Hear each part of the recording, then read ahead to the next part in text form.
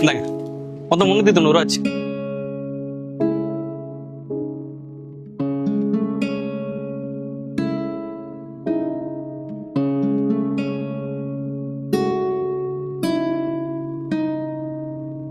நான் உங்ககிட்ட பர்ஃபி கேட்கவே இல்லையே. ஏங்க மீதி சில்லற இல்லைங்க, அதான் பர்ஃபி கொடுத்தேன்.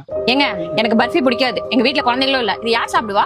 பர்ஃபி பிடிக்காதுன்னா சிப்ஸ் இல்ல பிஸ்கட் ஏதாவது 10 ரூபாய்க்கு வாங்குறீங்களா? எனக்கு புரியல, எனக்கு எதுவுமே வேணாம். பேலன்ஸ் 10 ரூபா காசா கொடுங்க. ஏங்க பார்த்தா படிச்ச புள்ள மாதிரி இருக்கீங்க, ஒரு 10 ரூபாய்க்கு போய் இப்படி சண்டை போட்டுட்டு இருக்கீங்க. ஸ்கேனர் இருக்கா? ஆன்லைன்ல பே பண்ணிடுறேன். இங்க பாருங்க, நேத்துல இருந்து ஸ்கேனர் ஒர்க் ஆகல. 10 ரூபாய்க்கு இந்த பர்ஃபி எடுக்கிறதா எடுத்துக்கோங்க, இல்ல பொருள்லாம் வேற கடையில போய் வாங்கிக்கங்க. இருங்க நானே எடுத்துக்கிறேன்.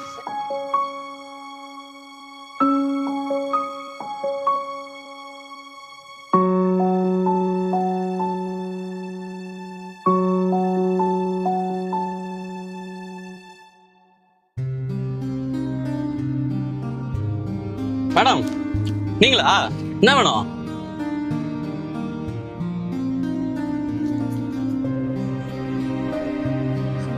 இந்த லிஸ்ட்ல இருக்கிறது எல்லாமே வேணும். ஆமா எல்லாமே சீக்கிரமா பேக் பண்ணிருங்க, எங்க வீட்ல ஒரு ஃபங்க்ஷன். ஒரு 5 நிமிஷம் எடுத்து வச்சிடறேன்.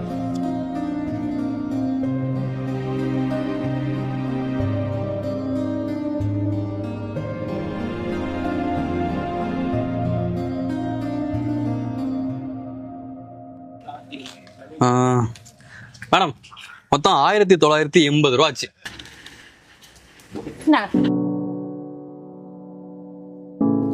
என்னங்க 500 ரூபா தான் கொடுத்துருக்கீங்க, மீதி 1480 ரூபா எங்க? ஆமால மறந்தே போயிட்டேன்.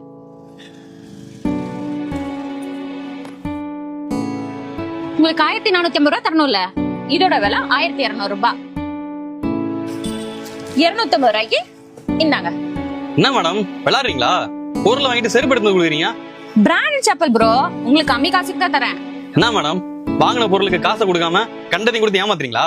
இது காசு தான் ப்ரோ. இண்டக்ஷன் ஸ்டவ் ஸ்லிப்பர் எல்லாம் உங்களுக்கு சும்மாவா தருவாங்க? நீங்க மட்டும் பேலன்ஸ் 10 ரூபாய்க்கு வேற ஏதாவது கொடுப்பீங்க, நாங்க மட்டும் வாங்கின பொருளுக்கு காசு கொடுக்கணுமா? ஏங்க 10 ரூபாய்க்கு பர்ஃபி கொடுக்கறதும் 1980 ரூபாய்க்கு பொருளை வாங்கிட்டு இந்த மாதிரி கண்டதையும் வந்து கொடுக்கறதும் ஒண்ணா? நீங்க எனக்கு பண்ணாதானே நான் உங்களுக்கு பண்ணேன். ஏன் கோவம் வருதா? பொருள் வாங்க வரவங்களுக்கு பேலன்ஸ் காசு கொடுங்க. 5 ரூபாய்க்கு 10 ரூபாய்க்கு பர்ஃபி சாக்லேட் எல்லாம் கொடுக்காதீங்க. உங்களை மாதிரி தானே நாங்களும் கஷ்டப்பட்டு சம்பாதிக்கிறோம். சேஞ்ச் இல்லைன்னா எதுக்கு சார் கடை வச்சிருக்கீங்க? நிறைய கடை சூப்பர் மார்க்கெட்ல எல்லாம் இதுதான் பண்றாங்க. நாங்க பொருளை வாங்கிட்டு காசு கொடுக்குறோம்ல, அதே மாதிரி நீங்களும் பேலன்ஸ் கொடுங்க. இந்தாங்க உங்க பேலன்ஸ் காசு.